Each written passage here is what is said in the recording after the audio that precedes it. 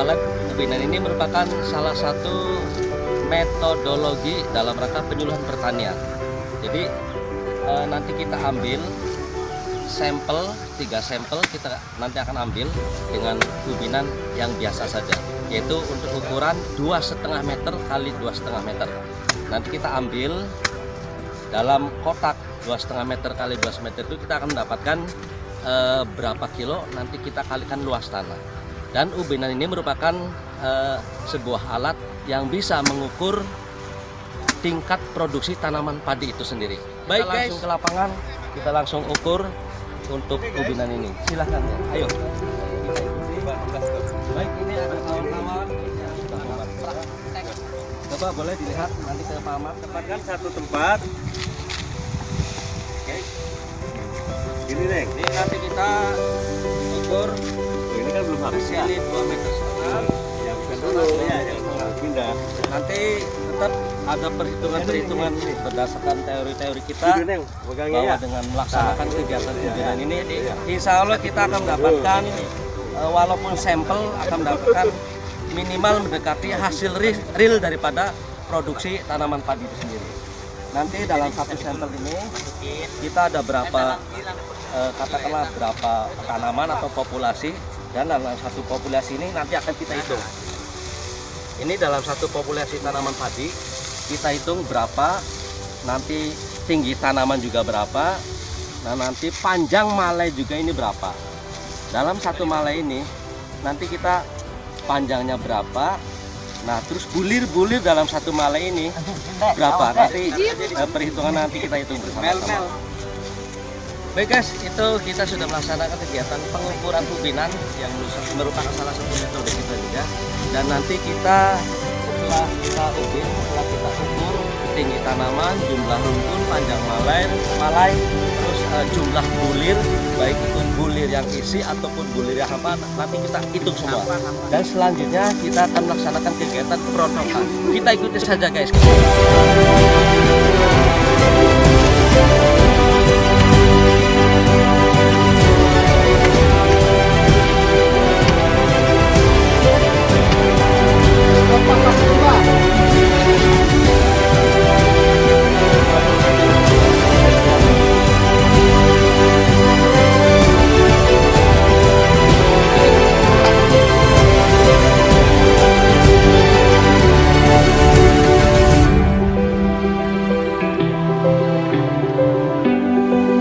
Oke guys, kita lanjutkan dengan kegiatan kita, yaitu setelah tadi kita mengubin, kita akan melaksanakan kegiatan perontokan bulir-bulir padi itu. Kita lihat guys sini. Semangat. Hidup PPP Walet. Hidup. Ada Batu. Oke Batu, mantap ya. Siap. Nanti juga ada Pak Haji, ada kelompok tani, nanti akan kita wawancarai. Seperti ini guys, seperti ini bulir padi sudah kelihatan kuning nih. Jadi insya Allah ini mungkin tonasenya ini akan sesuai harapan kita. Mudah-mudahan produksi padi di wilayah BPP Walet ataupun Desa Jatirenggang ini tentunya akan meningkat guys. Oke guys, terima kasih. Setelah kita mengubin barusan, kita langsung kegiatan kita adalah menghitung dalam satu malai. Setelah kita senti, coba pinjam. Ini kita ambil satu malai, ini kita ukur guys. Ini berapa senti? Ini biasanya di atas 50 senti ini, kalau tidak salah. Panjang malai pun itu akan menentukan sebuah produksi dari tanaman padi itu sendiri. Ini di atas 20 cm. Nanti dari panjang malai, dari pangkal sampai ujung, kita hitung berapa bulir yang utuh atau berapa bulir yang hampa atau yang belum jadi seperti ini. Dan kita perbandingannya ada. Oke guys, kita lihat ini teman-teman lagi menghitung. Boleh dilihat. Ini teman-teman yang pada semangat. Oke bro. Oke bro. Mantap. Mantap.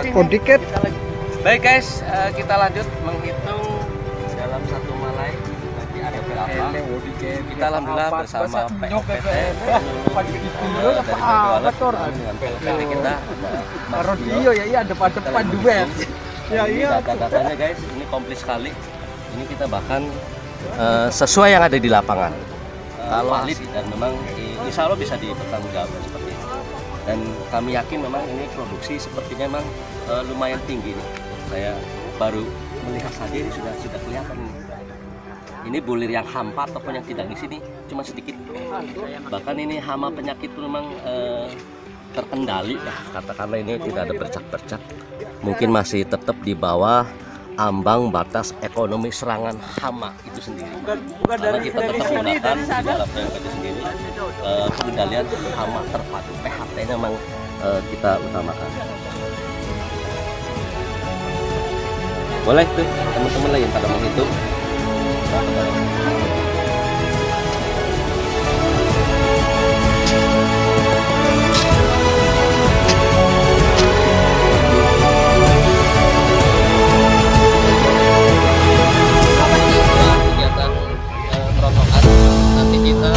Menimbang hasil daripada bulir padi yang kita rontokkan. Boleh kita lihat nanti di sana, ayo guys. Bulir padi seperti ini. Cok ditimbang. Seperti ini guys. Sobat tani semuanya. Ini nanti akan kita timbang. Ini sebagai sampel ubinan. Ini ada berapa kilo nanti kita kalikan dengan rumus. Baik, kita lihat hasilnya cukup lumayan. Ini kita timbang dari boleh dimajukan saya dulu. Berapa? Kasar apa? 8 tapi enggak? 6,54. Oh 6,5. Baik guys, ini hasil timbangan hasil ubinan yang pertama ini 6,54 kilo. Nanti akan kita kalikan dengan rumus 16. Baik, kita akan menimbang sampel yang kedua, sorry, yang kedua seperti ini. Kita mengubin contoh atau sampel ini kita ada 3 guys. Jadi nanti kita sampelnya ada di depan, ada di tengah, dan di belakang. Ini seperti ini guys. Ini yang ubinan yang kedua. Nilainya berapa ini? 5575. Oke, siap, cukup, berarti 5,57. Kita kalikan 16.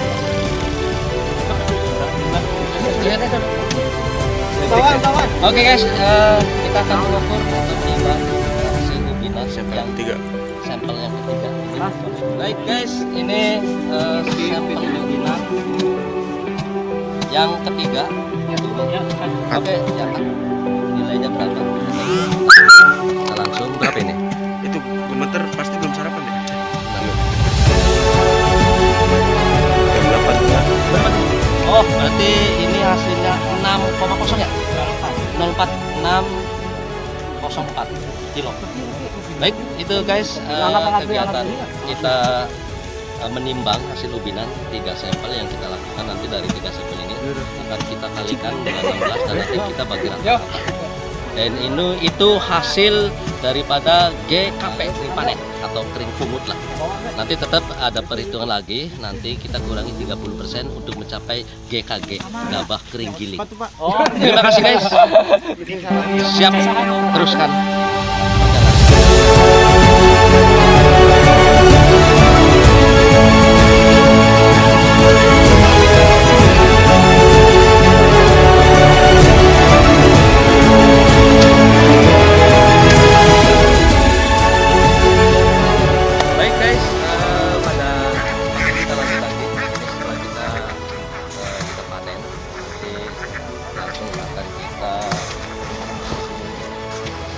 Pengeringan biasanya 3 hari dilaksanakan. Itu pun memang sesuai dengan mungkin teriknya matahari.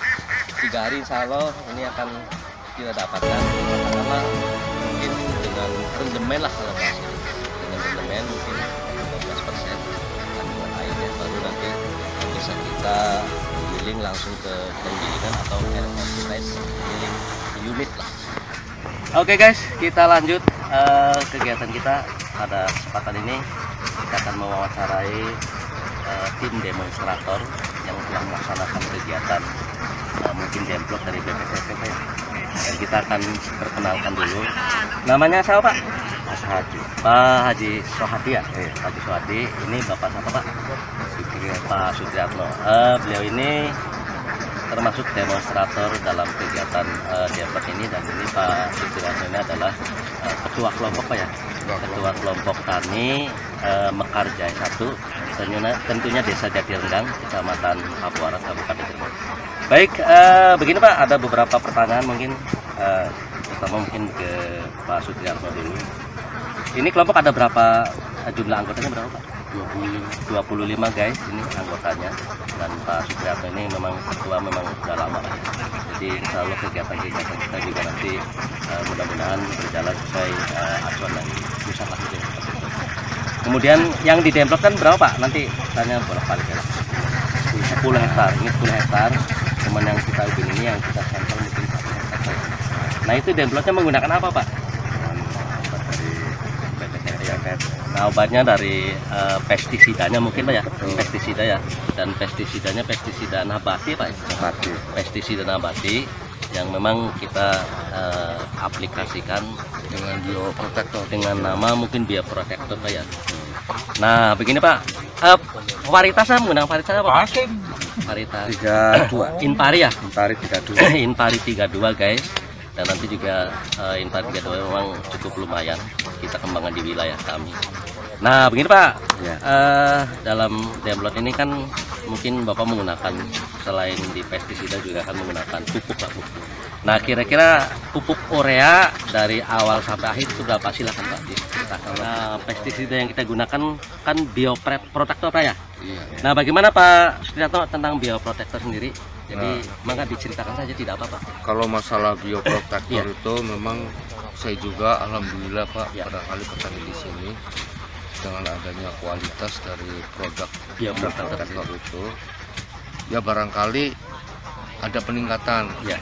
Peningkatan yang signifikan menurut saya. Artinya jelas ketika tanaman yang sekarang kita hadapi di luar demplok ya Pak. Iya. Dibandingkan dengan di luar demplok itu bagus di sini.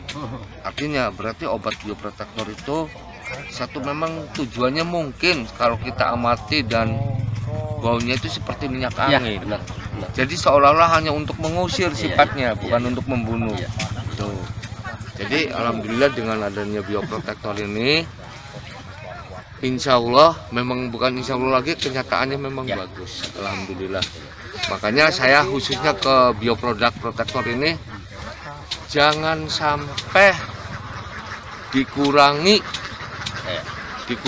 mutunya itu atau dosisnya, sebab biasanya produk itu udah bagus, lambat tahun akan dikurangi dosisnya yang akhirnya ke bawah lagi. Maka kalau bisa dari bioprotektor itu kalau kita amati, pertama untuk mengusirnya memang membunuhnya itu pelan-pelan Pak. Jadi setelah kesemprot itu hama tuh lambat tahun akan jadi kering lah sistemik, jadi lama-lama akan hilang.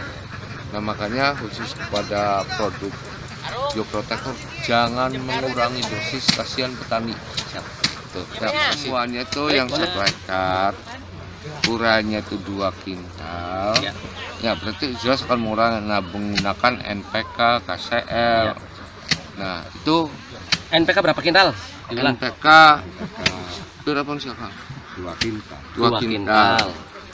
KCL? KCL setengah kintal.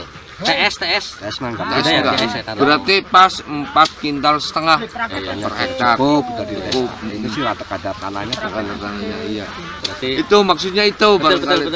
Baik, terima kasih Pak Sutriatno dan Pak Haji yang sudah memberikan sebuah penjelasan juga bahwa tentunya yang di demplok di sini adalah bioprotektor. Insya Allah ini kita langsung data ini kita ambil dari langsung petani. Memang bioprotektor ini satu karena dilihat dari namanya juga sudah bio, jadi protektor melindungi. Jadi melindungi melindungi daripada serangan hama itu sendiri. Artinya walaupun sifatnya mengusir, tetapi dia pun bisa mematikan secara perlahan-lahan saya. Jadi bisa mematikan secara perlahan-lahan. Akhirnya tanaman padi kita insya Allah aman dan sampai panen. Terima kasih Pak Sutianto yang sudah artinya ya sesuai dengan aplikasi di lapangan. Jadi kita ambilin dana benar-benar. Cuma yang jelas tentunya memang ada sebuah solusi juga nanti barangkali ini tetap yang namanya kelompok pun memang membutuhkan sebuah fasilitas juga. Jadi apa yang diinginkan kelompok ya mangga silahkan didengar saja oleh BPTP ataupun dari Kementerian Pertanian itu sendiri ya. Jadi yang jelas kalau misalkan pengen katakanlah sebuah panen raya dalam arti panen raya secara bersama-sama itu tentunya membutuhkan alsintan ya, alat mesin pertanian baik itu alat panen padi atau combine ataupun mungkin alat rontok padi atau power thresher Pak ya. Jadi tentunya untuk kelompok ini memang barusan saya ngobrol memang belum dapat juga, makanya insya Allah mudah-mudahan tolong minta didengar juga buat yang ada di sana Pak ya. Jadi artinya ini terutama yang jelas kan alsintan belum ada, tapi semangat kita kan tetap semangat Pak ya. Tetap semangat. Baik guys, terima kasih, itu sedikit wawancara kita dengan Pak Haji dan juga Ketua Kelompok Tani Mekarja 1 Desa Jati Renggang. Mudah-mudahan ini bisa bermanfaat untuk kita bersama. Terima kasih sudah melihat video kami dan jangan lupa like and subscribe di channel kami. Terima kasih. Billahi taufiq wal hidayah. Assalamualaikum warahmatullahi wabarakatuh.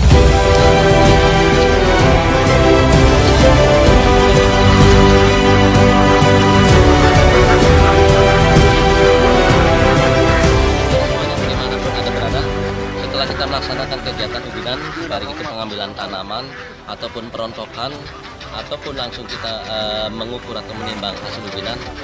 Pada sesi terakhir ini kita akan bersama-sama untuk menikmati hidangan yang sudah kelompok sediakan. Alhamdulillah tentunya kami dari BPP Walet mengucapkan terima kasih buat kelompok Tani Mekarja 1 Desa Jati Renggang Kecamatan Pabuaran Kabupaten Cirebon yang sudah merespon kegiatan kami.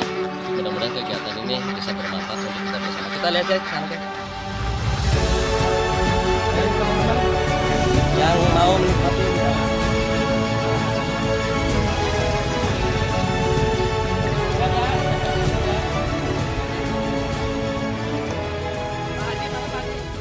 dimanapun Anda berada, Pak Ahmad akan menceritakan tentang hasil ubinan daripada kegiatan DM Farm yang dipercayakan kepada kami BPP Walet dari DM Farm BPTP. Langsung saja Pak Ahmad. Oke, rekap dulu. Di sini saya akan artinya memaparkan hasil dari ubinan yaitu pada tanggal 6 Juli 2020. Dan di lokasi Pak Haji Swari tersebut saya mengambil 3 sampel yang tentunya ukurannya kami berdasarkan aturan dari PPS sebetulnya, yaitu dengan ukuran 2,5 meter kali 2,5 meter. Yang pertama yaitu hasil dari ubinan itu mendapatkan 6,54 kg. Yang kedua 5,57 dan yang ketiga yaitu 6,04 kg. Sehingga setelah dibagi rata-rata yaitu mendapatkan 6,05 dan kita kalikan dengan 1.600 sehingga akan mendapatkan 9,680